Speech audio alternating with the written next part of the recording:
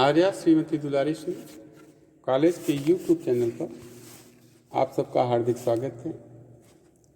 आज हम आपको डीएलएड सेकेंड सेमेस्टर में पेपर सेकेंड प्रारंभिक शिक्षा के नवीन प्रयास के अंतर्गत शिमला शिक्षा सम्मेलन 1901, भारतीय विश्वविद्यालय आयोग 1902 और भारतीय विश्वविद्यालय अधिनियम 1904 के बारे में आज हम चर्चा करेंगे।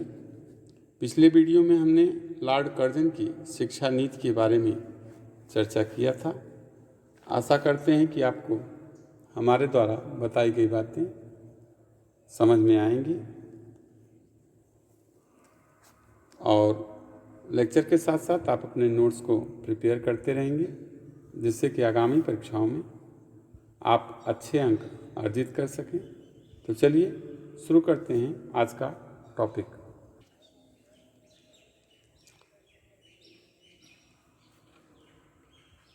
लॉर्ड कर्जन मैकाले की तरह ही प्राच्य शिक्षा का विरोधी था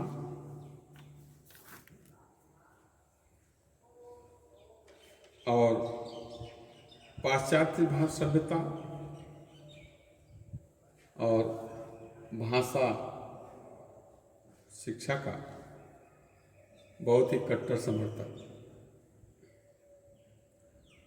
उसका विश्वास था कि एशियाई लोगों का उद्धार केवल पाश्चात्य सभ्यता, भाषा और शिक्षा के द्वारा ही हो सकता है। अतः प्रत्येक अंग्रेज का कर्तव्य है कि वह उनको सभ्य बनाए। अपने शासन को सुधारने के लिए उसने भारतीय शिक्षा में सुधार करने का प्रयास किया। लॉर्ड कर्जन का मानना था कि प्राथमिक शिक्षा पर अत्यधिक व्यय करके और उच्च शिक्षा पर नियंत्रण स्थापित करके भारतीयों के राजनीतिक असंतोष, अधिकारों की मांग और कांग्रेसी आंदोलन के प्रभाव को कम किया जा सकता है। तो भारतीय शिक्षा में सुधार करने के लिए उसने शिमला में शिक्षा सम्मेलन आयोजित किया, जिसको कि 1901 में शिमला शिक्षा सम्मेलन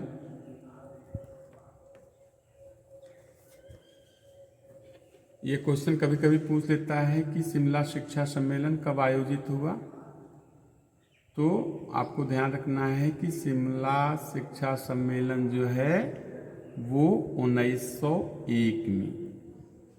इस पेपर में सन बहुत ज़्यादा पूछता है।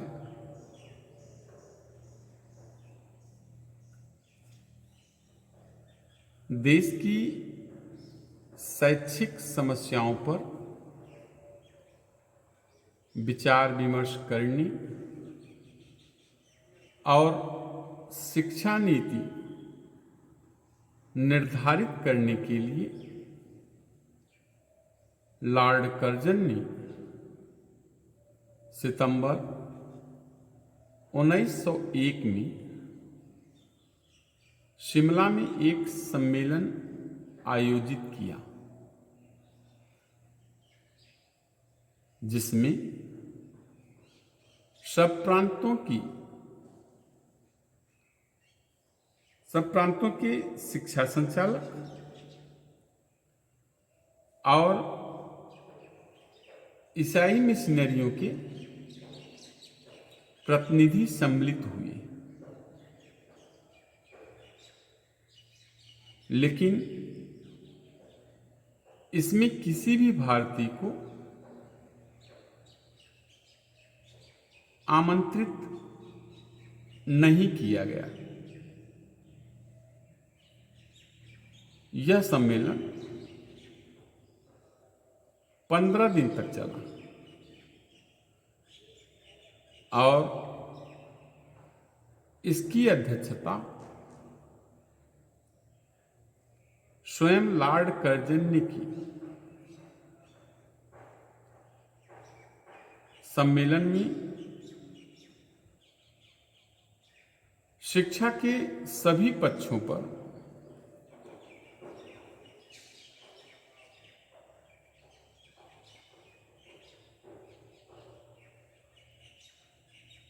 गंभीर विचार विमर्श किया गया और 150 प्रस्ताव पारित किए गए। इन्हीं प्रस्तावों पर लॉर्ड कर्जन ने अपनी शिक्षा नीति की घोषणा की थी, जिसको कि मैंने पिछले वीडियो में बताया था आपको, जिसकी प्रमुख बातें निम्न प्रकार थी। सबसे पहला कि अंग्रेज सरकार पहले की तरह शिक्षा के समस्त क्षेत्रों पर अपना नियंत्रण बनाए रखेगी और भारतीय शिक्षा को निर्देशित तथा संचालित करती रहेगी। दूसरा, केंद्रीय सरकार द्वारा शिक्षा नीति का नियंत्रण और संचालन किया जाएगा। तीसरा, आवश्यकता अनुसार स्थान स्थान पर सरकारी शिक्षा संस्थाओं की स्थापना की जाएगी और ये शिक्षा संस्थाएं निजी शिक्षा संस्थाओं के लिए आदर्श का काम करेंगी। चौथा, अंग्रेज सरकार शिक्षा पर पहले से अधिक धन खर्च करेगी। इस सम्मेलन की कार्यवाही को पूर्णतः गुप्त रखे जाने और इसमें किसी भारतीय प्रतिनिधि को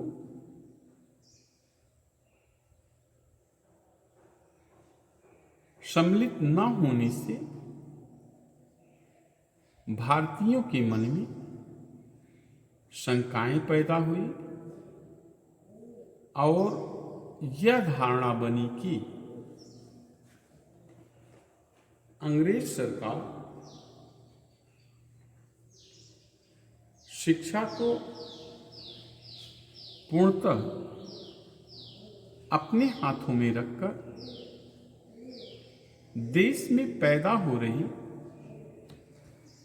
राष्ट्रीय भावना को दबाना चाहती है। तो ये तो रहा शिमला शिक्षा सम्मेलन 1901। अब इसके बाद में है भारतीय विश्वविद्यालय आयोग 1902।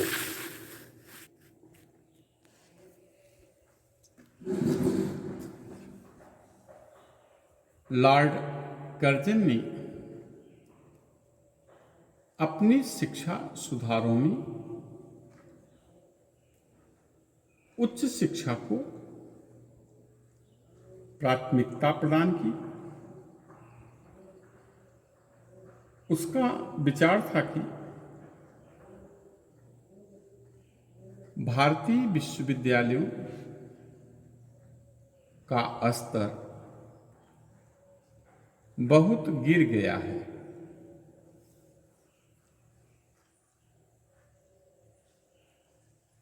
विश्वविद्यालयों का कार्यभार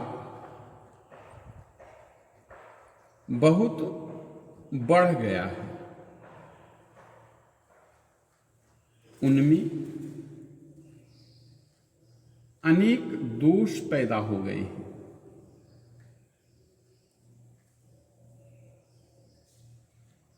जब से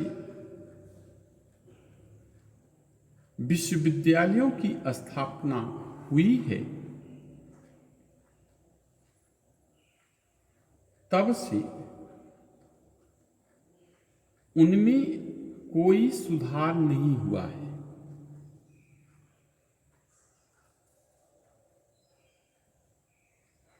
अतः विश्वविद्यालयों का पुनर्संगठन करने से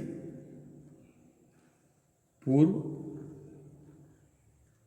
यह आवश्यक है कि उनकी भली प्रकार से जांच कर ली जाए। इस उद्देश्य से उसने 27 जनवरी 1902 को भारतीय विश्वविद्यालय आयोग की नियुक्ति की। तो आपको ध्यान रखना है कि 27 जनवरी 1902 को भारतीय विश्वविद्यालय आयोग का गठन हुआ है।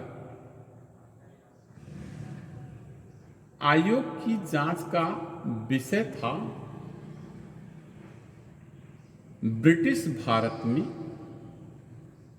स्थित विश्वविद्यालयों की दशा एवं उनकी भावी उन्नति की जांच करना एवं उनके विधान तथा कार्यप्रणाली को सुधारने के लिए प्रस्ताव प्रस्तुत करना तथा गवर्नर जनरल इन काउंसिल को उन साधनों की सिफारिश करना जिनसे विश्वविद्यालयों का शिक्षा स्तर ऊंचा हो सके और विद्यालय की उन्नति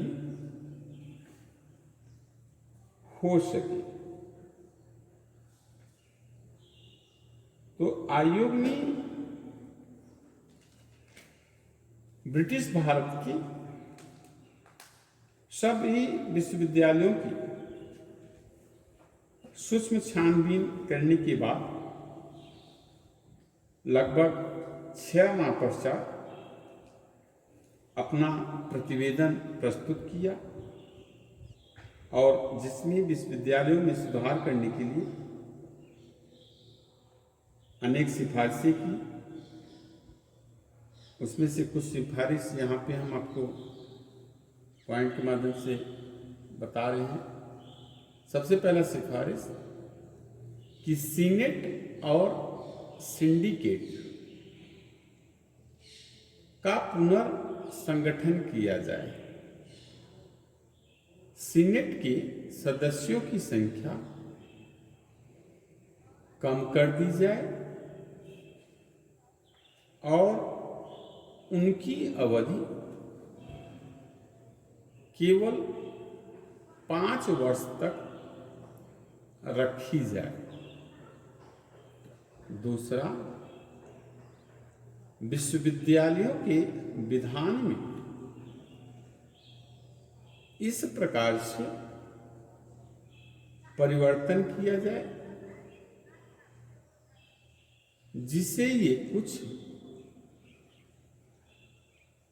शिक्षण कार्य कर सके। तीसरा, कॉलेज को संबद्धता प्रदान करने के नियमों को पहले से कठोर बनाया जाए।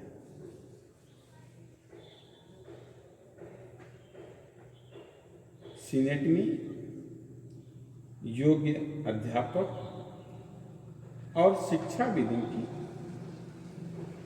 उनको उचित प्रतिनिधित्व दिया जाए और सभी विश्वविद्यालयों की सीमाएं जो हैं सुनिश्चित कर दी जाए और इसी आयोग की सिफारिश के आधार पर सन 1904 में भारतीय विश्वविद्यालय अधिनियम का निर्माण हुआ। तो आइए आगे देखते हैं भारतीय विश्वविद्यालय अधिनियम 1904।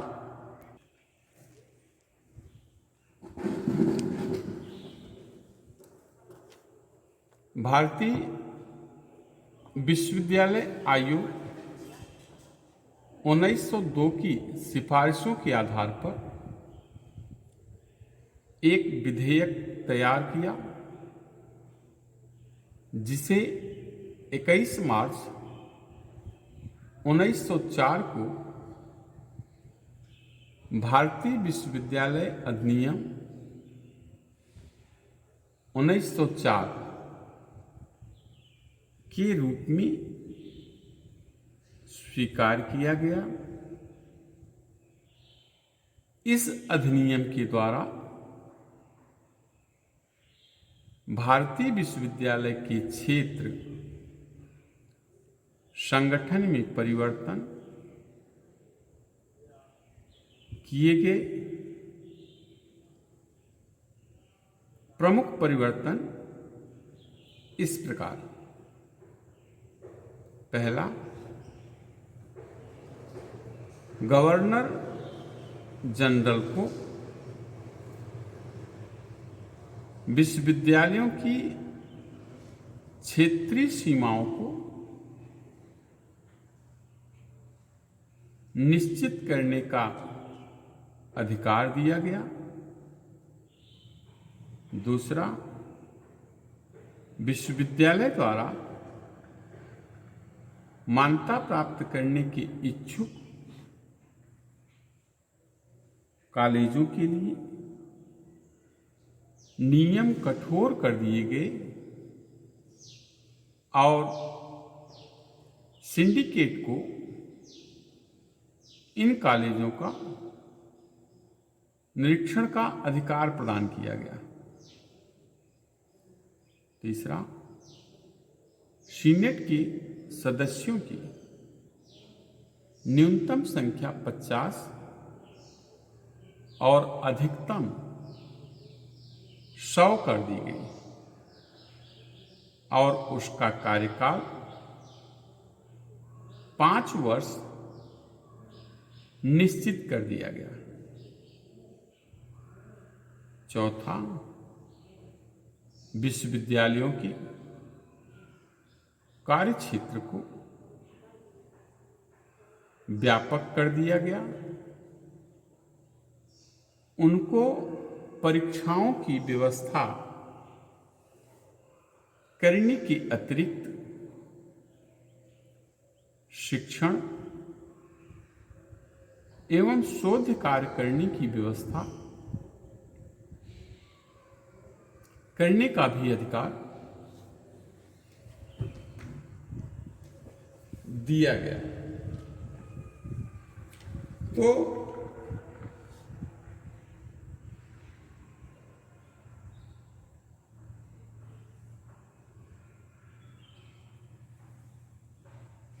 इस प्रकार से भारतीय विश्वविद्यालय आयोग की तरह भारतीयों ने भी भारतीय विश्वविद्यालय अधिनियम का विरोध किया और इसके विरोध में यह कहा गया कि इस अधिनियम के द्वारा गवर्नर जनरल को विश्वविद्यालयों की आंतरिक व्यवस्था में बहुत ही व्यापक अधिकार दे दिए गए हैं। विश्वविद्यालयी स्वतंत्रता को समाप्त कर दिया गया है। संबद्ध कॉलेजों पर नियंत्रण कठोर कर दिया गया है और उच्च शिक्षा में कोई विशेष सुधार नहीं किया गया है। यद्यपि इस अधिनियम में अनेक दोष थे, इस बात से इनकार नहीं किया जा सकता कि इसने विश्वविद्यालयों के संगठन, प्रशासन और कार्यविधि को व्यवस्थित और सुदृढ़ किया। इस अधिनियम के द्वारा सिंडिकेट को वैधानिक रूप प्राप्त हुआ और सीनेट पहले की अपेक्षा अधिक प्रभावशील हो गई। विश्वविद्यालयों को सरकारी अनुदान मिलने लगा और उच्च शिक्षा के स्तर में सुधार हुआ। तो आज हमने आपको शिमला शिक्षा सम्मेलन 1901, भारतीय विश्वविद्यालय आयोग 1902 और भारतीय विश्वविद्यालय अधिनियम 1904 के बारे में बताया। अगले वीडियो में हम आपको राष्ट्रीय शिक्षा आयोग, जिसको कि कोठारी कमीशन के नाम से जानते हैं,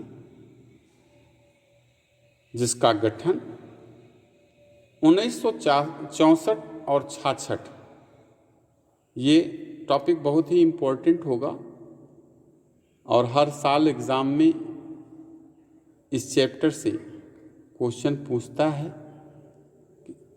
यही पूछ लेता है कोठारी कमीशन का गठन कब हुआ, या राष्ट्रीय शिक्षा आयोग का गठन कब हुआ, राष्ट्रीय शिक्षा आयोग के अध्यक्ष कौन थे। तो इस प्रकार से अगला चैप्टर आपका बहुत ही इम्पोर्टेंट है। तो मिलते हैं हम आपसे अगले वीडियो में, तब तक के लिए धन्यवाद।